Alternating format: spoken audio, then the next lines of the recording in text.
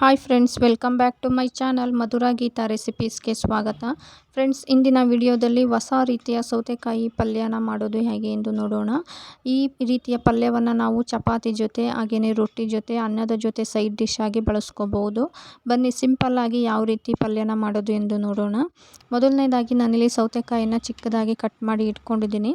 ನಾನೊಂದು ಮೀಡಿಯಮ್ ಸೈಜಲ್ಲಿ ಕಟ್ ಮಾಡಿ ಇಟ್ಕೊಂಡಿದ್ದೀನಿ, ಹಾಗೆ ಸಿಪ್ಪೆ ಏನು ತೆಗೆದಿಲ್ಲ. ನಂತರ ಇಲ್ಲಿ ನಾನು ಸೌತೆಕಾಯಿ ಪಲ್ಯಕ್ಕೆ ಒಗ್ಗರಣೆ ಮಾಡ್ಕೊಳ್ಳೋಣ. ಒಂದು 2 ಟೇಬಲ್ ಸ್ಪೂನ್ ಆಯಿಲನ್ನು ಸೇರಿಸ್ಕೊಳ್ತಾ ಇದ್ದೀನಿ. ಎಣ್ಣೆ ಸ್ವಲ್ಪ ಬಿಸಿಯಾದ ನಂತರ ನಾನಿಲ್ಲಿ ಒಂದು ಅರ್ಧ ಟೇಬಲ್ ಸ್ಪೂನು ಸಾಸಿವೆ ಹಾಗೆ ಒಂದು ಅರ್ಧ ಟೇಬಲ್ ಸ್ಪೂನು ಜೀರಿಗೆನ ಹಾಕ್ಕೊಂಡು ಎಣ್ಣೆಯಲ್ಲಿ ಫ್ರೈ ಮಾಡ್ಕೊಳ್ತಾ ಇದ್ದೀನಿ. ಸ್ವಲ್ಪ ಸಾಸಿವೆ ಚಿಟಪಟ ಅಂತ ಸಿಡಿದ ನಂತರ ನಾನಿಲ್ಲಿ ಒಂದು 1/4 ಟೇಬಲ್ ಸ್ಪೂನು ಅರಿಶಿಣದ ಪೌಡರನ್ನು ಹಾಕ್ಕೊಳ್ತಾ ಇದ್ದೀನಿ. ಹಾಗೆಯೇ ಒಂದು 4-5 ಎಲೆ ಕರಿಬೇವಿನ ಎಲೆನ ಕೂಡ ಸೇರಿಸ್ಕೊಳ್ತಾ ಇದ್ದೀನಿ. ಎಲ್ಲನೂ ಕೂಡ ನಾವು ಮಿಕ್ಸ್ ಮಾಡ್ಕೊಳ್ಳೋಣ. ಎಲ್ಲ ಮಿಕ್ಸ್ ಆದ ನಂತರ ನಾನಿಲ್ಲಿ ಮೊದಲೇ ಏನು ಕಟ್ ಮಾಡಿ ಇಟ್ಕೊಂಡಿದ್ದೆ ಸೌತೆಕಾಯಿ ಪೀಸನ್ನು ಇದಕ್ಕೆ ಸೇರಿಸ್ಕೊಳ್ತಾ ಇದ್ದೀನಿ. ಒಗ್ಗರಣೆ ಮಾಡ್ಕೊಂಡಿರೋದೆಲ್ಲ ಸೌತೆಕಾಯಿಗೆ ಚೆನ್ನಾಗಿ ಹತ್ತೋ ರೀತಿ ನಾವಿಲ್ಲಿ ಮಿಕ್ಸ್ ಮಾಡ್ಕೋಬೇಕಾಗತ್ತೆ. ಲೋ ಫ್ಲೇಮಲ್ಲೇ ಇಟ್ಕೊಂಡು ನಾವು ಈ ಪಲ್ಯನ ಮಾಡ್ಕೋಬೇಕು. ಹೈ ಫ್ಲೇಮಲ್ಲಿ ಯಾವುದಕ್ಕೂ ಇಡಬಾರ್ದು. ಈಗ ಎಲ್ಲ ಮಿಕ್ಸ್ ಆಗಿದೆ ಒಗ್ಗರಣೆ ಎಲ್ಲ. ನಂತರ ನಾನಿಲ್ಲಿ ರುಚಿಗೆ ಸ್ವಲ್ಪ ಉಪ್ಪನ್ನು ಹಾಕ್ಕೊಳ್ತಾ ಇದ್ದೀನಿ. ಉಪ್ಪು ಕೂಡ ಎಲ್ಲ ಕಡೆ ಹತ್ತೋ ಹಾಗೆ ಸ್ಪ್ರೆಡ್ ಮಾಡ್ಕೊಳ್ತಾ ಇದ್ದೀನಿ. ನಂತರ ನಾನಿಲ್ಲಿ ಲಿಡ್ಡನ್ನು ಕ್ಲೋಸ್ ಮಾಡಿ ಒಂದು 5-10 ಮಿನಿಟ್ಸ್ ನಾನು ಸೌತೆಕಾಯಿನ ಲೋ ಫ್ಲೇಮಲ್ಲೇ ಬೇಯಿಸ್ಕೊಳ್ತಾ ಇದ್ದೀನಿ. ನಂತರ ಇಲ್ಲಿ ನೆಕ್ಸ್ಟ್ ಸ್ಟೆಪ್ಪು, ನಾನೊಂದು ಬೌಲ್ಗೆ 1 ಟೇಬಲ್ ಸ್ಪೂನು ಕಡಲೆ ಹಿಟ್ಟನ್ನು ಹಾಕ್ಕೊಳ್ತಾ ಇದ್ದೀನಿ. ಹಾಗೆಯೇ 1 ಟೇಬಲ್ ಸ್ಪೂನು ನಾನು ಚಿರೋಟಿ ರವೆನ ಹಾಕ್ಕೊಳ್ತಾ ಇದ್ದೀನಿ. ಹಾಗೆಯೇ ಖಾರಕ್ಕೆ ಒಂದು 1/4 ಟೇಬಲ್ ಸ್ಪೂನಷ್ಟು ನಾನು ಖಾರದ ಪೌಡರನ್ನು ಹಾಕ್ಕೊಳ್ತಾ ಇದ್ದೀನಿ. ಬೇಕಾದರೆ ಖಾರ ಜಾಸ್ತಿ ಬೇಕು ಅಂದರೂ ಒಂದು ಅರ್ಧ ಟೇಬಲ್ ಸ್ಪೂನ್ ಹಾಕ್ಕೋಬೋದು. ಇಷ್ಟನ್ನು ಕೂಡ ನಾವು ಚೆನ್ನಾಗಿ ಮಿಕ್ಸ್ ಮಾಡ್ಕೋಬೇಕಾಗತ್ತೆ. ನಾನಿಲ್ಲಿ ಪಲ್ಯಕ್ಕೆ ಇದನ್ನು ರೆಡಿ ಮಾಡ್ಕೊಳ್ತಾ ಇದ್ದೀನಿ. ಕಡಲೆ ಹಿಟ್ಟು ಹಾಗೆಯೇ ನಾವು ರವೆನ ಮಿಕ್ಸ್ ಮಾಡಿ ಈ ರೀತಿ ಮಾಡ್ಕೊಳ್ಳೋದ್ರಿಂದ ನಮಗೆ ಡಿಫ್ರೆಂಟ್ ಆದಂತಹ ಟೇಸ್ಟನ್ನು ಸಿಗುತ್ತೆ ಪಲ್ಯದಲ್ಲಿ. ನೋಡ್ಬೋದು, ಈಗ ಸೌತೆಕಾಯಿ ಎಲ್ಲ ಬೆಂದು ನೀರನ್ನು ಬಿಟ್ಟಿದೆ. ಮತ್ತು ಇದಕ್ಕೆ ಎಕ್ಸ್ಟ್ರಾ ನಾವು ನೀರನ್ನು ಏನು ಸೇರಿಸ್ಕೊಳ್ಳೋದು ಬೇಕಾಗಲ್ಲ. ನಾನೀಗ ಚೆಕ್ ಮಾಡ್ಕೊಳ್ತಾ ಇದ್ದೀನಿ ಸೌತೆಕಾಯಿ ಬೆಂದಿದೆಯಾ ಇಲ್ವಾ ಅಂತ. ಒಂದು ಸೌತೆಕಾಯಿನ ಈ ರೀತಿ ಚೆಕ್ ಮಾಡಿಕೊಂಡ್ರೆ ಸಾಕಾಗುತ್ತೆ. ನೋಡ್ಬೋದು, ಈಗ ಸಾಫ್ಟಾಗಿ ಸೌತೆಕಾಯಿ ಬೆಂದಿದೆ.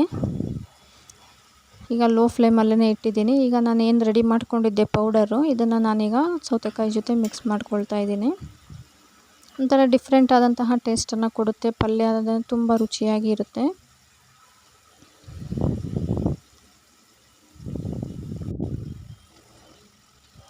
ಪೌಡರನ್ನು ಹಾಕ್ಕೊಂಡು ಈಗ ಮಿಕ್ಸ್ ಮಾಡ್ಕೊಳ್ಳೋಣ.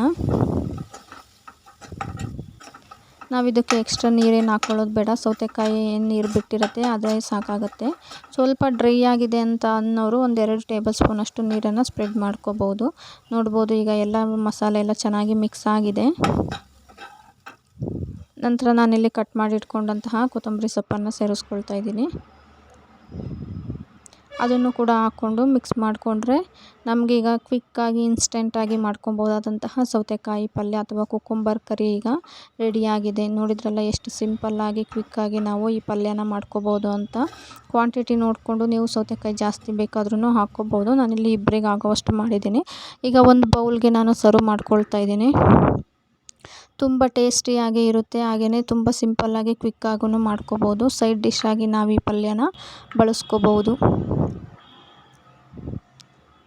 ನೋಡಿದ್ರಲ್ಲ ಫ್ರೆಂಡ್ಸ್, ಎಷ್ಟು ಈಸಿಯಾಗಿ ಕುಕುಂಬರ್ ಕರಿನ ಮಾಡ್ಕೋಬೋದು ಅಂತ.